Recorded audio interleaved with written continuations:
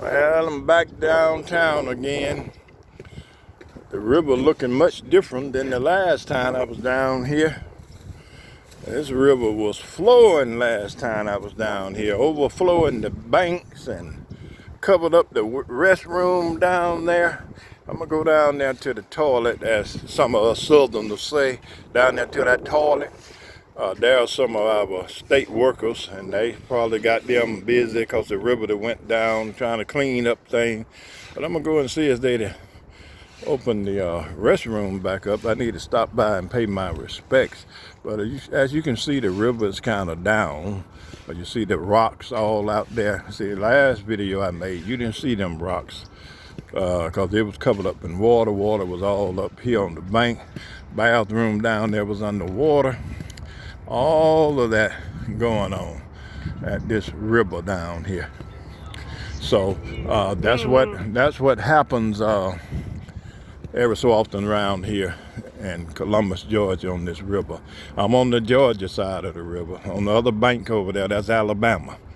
I'm originally from Alabama, but I'm on the Georgia side of the bank, and looking at the river. Look like they may be working over there on the Alabama side. So after the water go down, they come down here and do some work.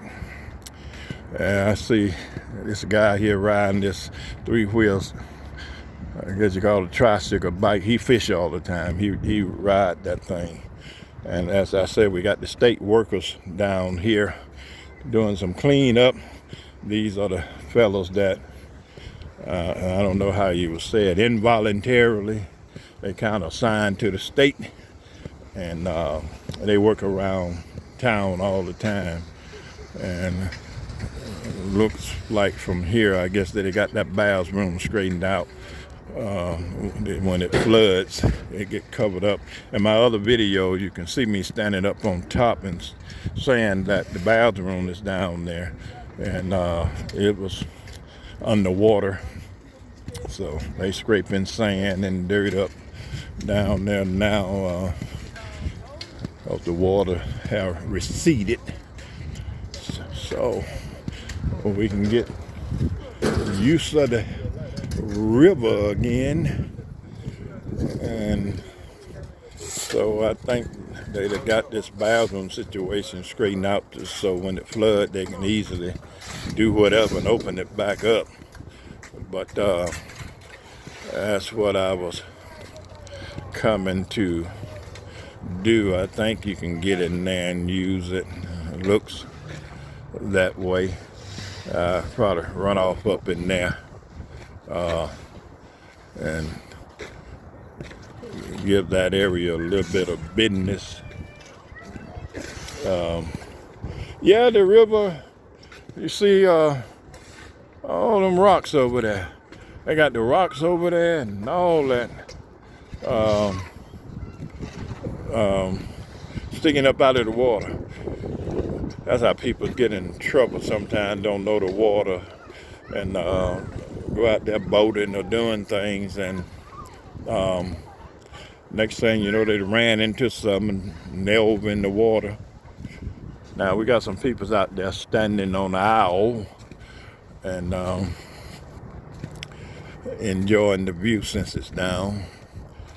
Now, there ain't nothing wrong with being out there, but if you don't pay no attention when that siren go off, you're gonna find out that you might have to do a little swimming. Boy, speaking of swimming, I have to make a confession. I don't do much of that, really, at all. That's why I stay out of the water. I'm not terrified of the water. I go around it, but I like to know the water enough, how deep it is. Can I stand up and just walk out of it? That's me. Other than that, I try to stay back away from it and don't have time for no horse playing around the water. These folks down here fishing, I probably need to come down here and get some fishing lessons from these fellows. They look like they know what they doing. What I done, come down here on my 50th birthday, my son bought me a rod and reel, and I tore up about 5 lines. I ain't seen no fish. Only fish I seen was the one swimming by just under the water, probably laughing at me. But sooner or later I got better. Also, what was it? End of the year, the first of the year, I got a little better at it. Down the river, down by the waterworks, I caught a small fish. I use the terminology small fish. Don't ask me what type of fish it was. It was a kind of silver-looking long fish. I think some folks call it a gawk or something. I don't know. A little bit of fella. Caught him. Then I managed to pull a turtle out the water, so I'm getting better. I'm able to get something out. Then I see people, they got some of everything.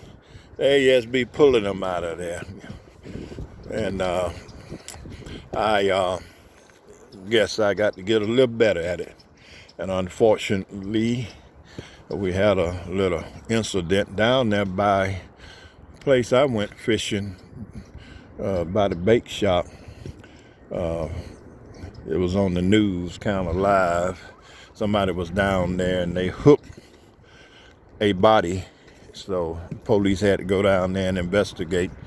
And somebody was in the water and they grabbed them, and I don't know what they done when they saw that body, but the police was down there to do their investigation.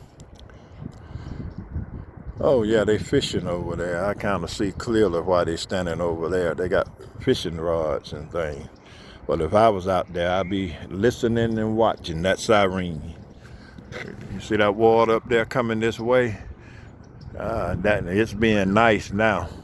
But when they open the gates up and turn that water loose, you better get on out of there. Yeah, he can cast way out there. I got to get better at my casting, trying to throw the rod and the reel. When I was fishing as a young man with my family, basically I just had a straight pole, throw it out there. Yeah, all of this was underwater. As you see this sand and all of this here, probably washed down. It was a little clean around here. They probably gonna clean all this up here, because all this stuff was underwater when that water get up high. Yep.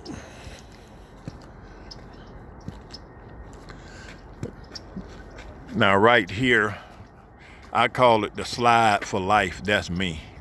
It's a zip line. Now this particular line here bring you back from the Alabama side. So you get on that side, you're coming back from Alabama to the Georgia side on that zip line. That other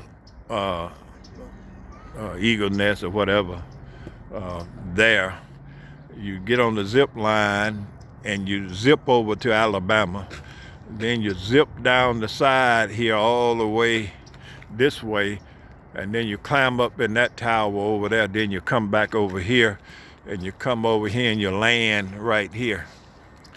You can probably see it through the trees. I had one before.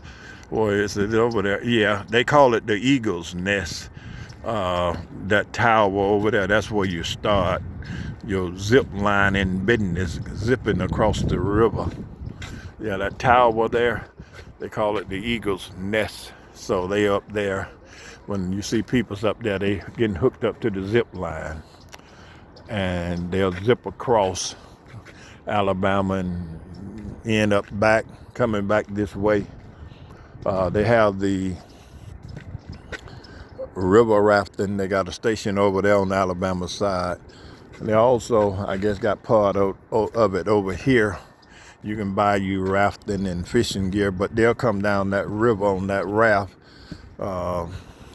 bouncing up and down and enjoying themselves, screaming and hollering. Well, if I get out there, you're going to have a real good life vest for me. You know, I ain't going to be out there on that river. You ain't got a good life vest. Yep, that's what's going on here in Columbus, Georgia. The water have went down and receded, so they doing some cleaning. And I don't think they have to do that much on the Alabama side over there because of the design. But when they get up high, see, it's all up here on this walkway and pathway.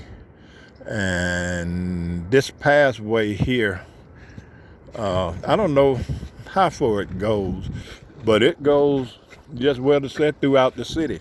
And this pathway, you can get on this and keep going. And this pathway will take you all the way through Fort Moore now, what they call Fort Moore. It used to be Fort Benning. So I don't know the extent of the walkway going through Fort Benning, but it goes all the way there.